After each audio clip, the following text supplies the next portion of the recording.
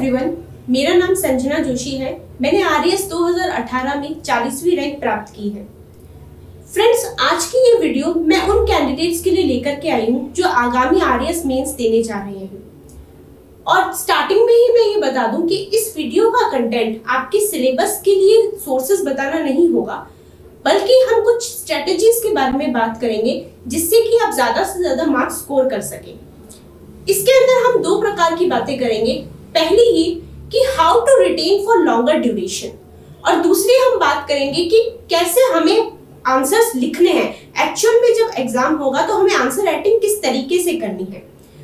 तो आइए friends, start करते हैं। सबसे पहले how to retain for longer duration. इसके लिए मैं कुछ स्ट्रेटेजीज आपके साथ शेयर करना चाहती हूँ जिन्हें मैंने भी अपनाया था और वो मेरे लिए काफी बेनिफिशियल भी रहे थे। तो मुझे उम्मीद है कि आपके लिए भी वो काफी फायदेमंद साबित होंगे। देखिए फ्रेंड्स, जब कभी हम तैयारी करते हैं तो सबके साथ ये समस्या आती है कि उन्हें लंबे समय तक चीजें याद नहीं रहती है, और ये बहुत नॉर्मल है। इसमें कुछ भी गलत बात नहीं है। ये एक नॉर्मल ह्यूमन टेंडेंसी है कि कुछ समय के बाद में हम भूल जाते हैं। तो लंबे समय तक याद रखने के लिए हमें कुछ टिप्स को फॉलो करना पड़ता है जिससे कि हमारा जो रिटेंशन है उसका ड्यूरेशन बढ़ जाए।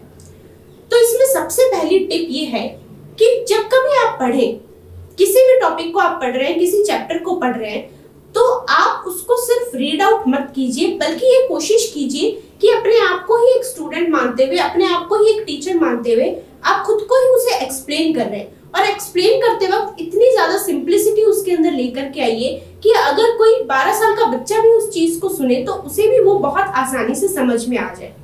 तो पहली टिप ये है कि आप अपने आप को एक्सप्लेन करते हुए पढ़ते जाइए, ना कि सिर्फ रीड आउट कीजिए। दूसरी बात ये है कि जब कभी मैं पढ़ती थी कोई एक चैप्टर पढ़ने के बाद में, साथ ही साथ में मैं उसके जो की पॉइंट्स होते हैं, जो मुझे लगता था कि अगर इस टॉपिक में से कोई क्वेश्चन आएगा तो मुझे मेरे आंसर्स में लिखने ही हैं, उन की पॉइंट्स को मैं मार्क करती हुई चलती थी। और जैसे ही मेरा चैप्टर कंप्लीट हो जाता था, मैं फिर से उस चैप्टर को खोलती थी और उन की पॉइंट्स को मैं पढ़ती थी। फिर मैं दोबारा से चैप्टर को नहीं पढ़ती थी, केवल उन की पॉइंट्स को ही देखती थी। सिमिलरली अगले दिन जब मैं दूसरा चैप्टर पढ़ती थी या दूसरा कोई टॉपिक उठाती थी, तो मैं पहले पढ़े हुए टॉपिक या पहले पढ़े हुए चैप्टर के उन की पॉइंट्स को एक बार फिर से देख लिया करती थी।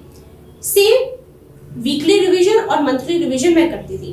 तो आपको भी मैं यही सजेस्ट करना चाहूंगी कि आप जब कोई चैप्टर पढ़ें तो आप उसके अंदर जो महत्वपूर्ण बिंदु हैं, जो महत्वपूर्ण टर्म्स यूज की गई है, जिनको आपको अपने आंसर्स में लिखना होगा, उन चीजों को आप मार्क करते हुए चलिए। और जैसे ही आपका चैप्टर कंप्लीट हो, आप एक बार फिर से अपने उस चैप्टर को खोलिए और उन की पॉइंट्स को, इंपॉर्टेंट टर्म्स को आप फिर से एक बार पढ़ लीजिए। सेम आप नेक्स्ट डे जब अगला कुछ करें तो फिर से आप उस पहले वाले चैप्टर को पढ़ें, और इसी तरीके से आप वीक में 1 या 2 दिन का ऑफ रखा कीजिए, जिसके अंदर कि आप वो वीक के अंदर आपने जो कुछ भी पढ़ा है उसको आप फिर से रिवाइज कर लें। इस तरीके से हमने बात की कि कैसे हम अपने रिटेंशन को लंबे ड्यूरेशन के लिए बढ़ा सकते हैं। एक यहाँ फोर्थ पेपर के लिए मैं आपको एडवाइस देना चाहूंगी कि फोर्थ पेपर के अंदर आप सभी को पता है कि बहुत सारे इस तरह की चीजें होती है। पर्यायवाची शब्द है, शब्द युग्म है, विलोम शब्द है। तो वहां क्या होता है, आपने नोटिस किया होगा कि बहुत सारे ऐसे शब्द होते हैं जो कि हमें ऑलरेडी आते होते हैं, हमें उन्हें फिर से पढ़ने की आवश्यकता नहीं होती है। लेकिन एक गलती हम यहाँ करते हैं कि जब हम एक बार पढ़ते हैं फिर रिवाइज करते हैं तो हम फिर से फर्स्ट से पढ़ना स्टार्ट कर देते हैं और एकदम एंड तक पढ़ते हैं। बल्कि होना ऐसा चाहिए कि जब आप अपनी फर्स्ट रीडिंग दें तब आप या तो उन चीजों को या उन शब्दों को टिक कर लीजिए जो कि आपको याद नहीं रहते, या फिर आप उन्हें टिक कर लीजिए जो कि आपको इजीली याद रहते हैं। तो इससे क्या होगा कि जब आप दूसरी बार आप रिवीजन करेंगे, आप दूसरा राउंड लगाएंगे, तब आपको पता होगा कि कहाँ आपको समस्या आ रही है, क्या चीजें आप भूल रहे हैं।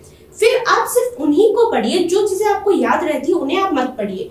मेनली तो ये फोर्थ पेपर के अंदर आपको काम आएगा, लेकिन आप चाहें तो इसे बाकी के 3 पेपर्स के अंदर भी इस्तेमाल कर सकते हैं।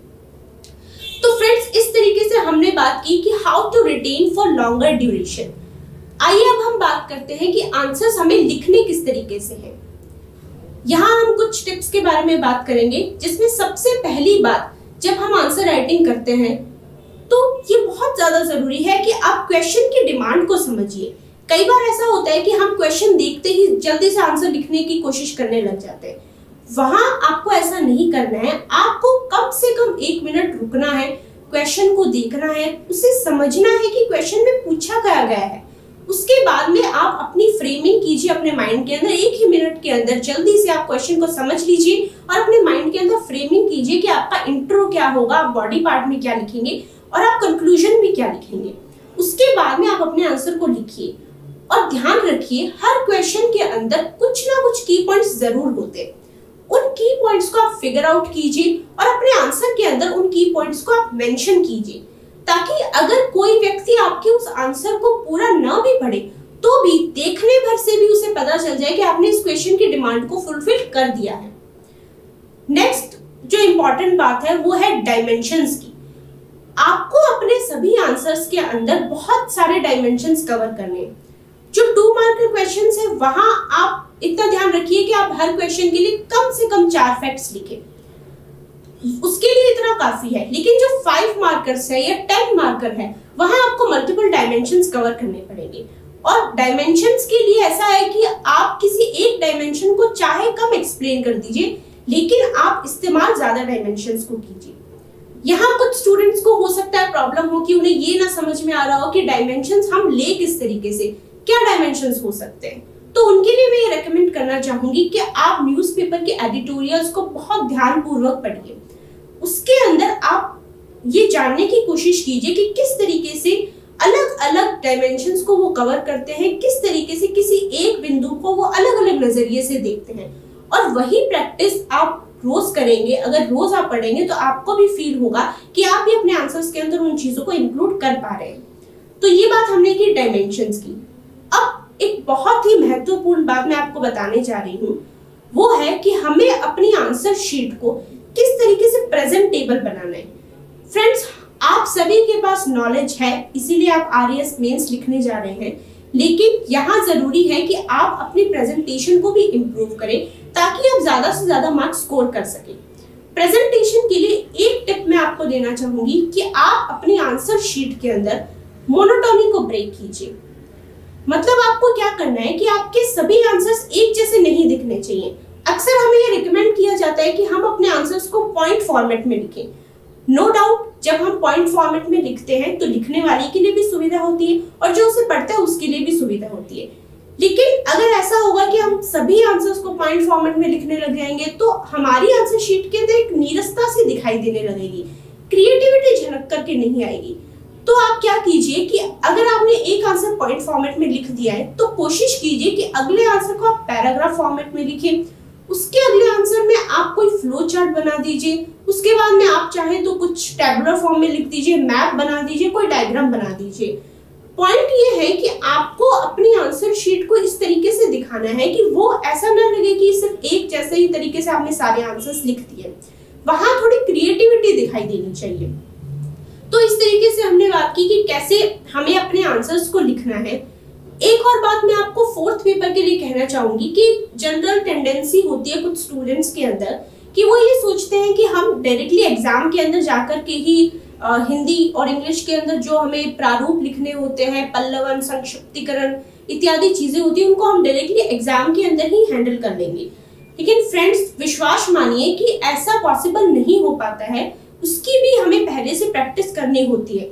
हाँ, ये हो सकता है कि कुछ कैंडिडेट्स उसके अंदर ज्यादा कंफर्टेबल हो, उन्हें कम प्रैक्टिस की जरूरत होगी, लेकिन प्रैक्टिस की जरूरत ऑलमोस्ट सभी को होती है। तो आप ये गलती मत कीजिएगा कि आप सीधा एग्जाम में जाकर के ही लिखने लगे। पहले आप प्रैक्टिस कीजिए, ज्यादा नहीं तो कम से कम 1 महीना आप रोज लिखिए, रोज एक संक्षिप्तीकरण लिखिए, एक पल्लवन लिखिए, या जैसे भी आपको सूटेबल लगता है, लेकिन रोज लिखिए। तो ये हमारी बात हुई कि हमें आंसर राइटिंग किस तरीके से करनी है। अब 1-2 बातें और मैं आपको बताना चाहती हूँ, जिसमें एक है कि आप ब्लाइंड टेस्ट दीजिए।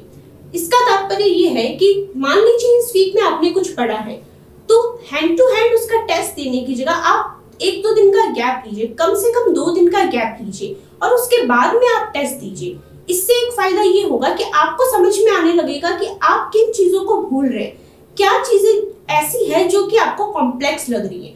फिर आप उन्हें एक मार्क करते जाइए और लास्ट में जब आपका फाइनल रिवीजन होगा फरवरी के अंदर, तब आप उन चीजों को और भी ज्यादा फोकस दे करके पढ़ना। तो इससे होगा कि आपके जो कॉम्प्लेक्स टॉपिक्स थे वो सभी कवर हो जाएंगे। और अंत में एक बहुत ही ज्यादा महत्वपूर्ण महत्वपूर्ण बात मैं आप लोगों को कहना चाहती हूँ कि अपना माइंडसेट हमेशा पॉजिटिव रखिए और एक हैप्पीनेस अपने अंदर हमेशा बना करके रखिए। ये बात सुनने में बहुत ज्यादा शायद आपको सिंपल लग रही होगी, लेकिन विश्वास मानिए कि जब आपका माइंडसेट पॉजिटिव होता है और आपका एटीट्यूड हमेशा हैप्पी होता है तो आपकी प्रोडक्टिविटी ऑटोमेटिकली इंक्रीज हो जाती है। यही काम आपको अपने एग्जाम के दिन भी करना है। आपकी प्रिपरेशन चाहे कितनी भी हो पाई हो, आपका कुछ सिलेबस का पोर्शन छूट भी गया हो, तो भी आपको पॉजिटिव रहना है और एक पॉजिटिव माइंडसेट के अंदर एग्जाम के अंदर जाना है। So this was all from my side. If you have any further query, let me know in the comment box. We'll try to sort them out.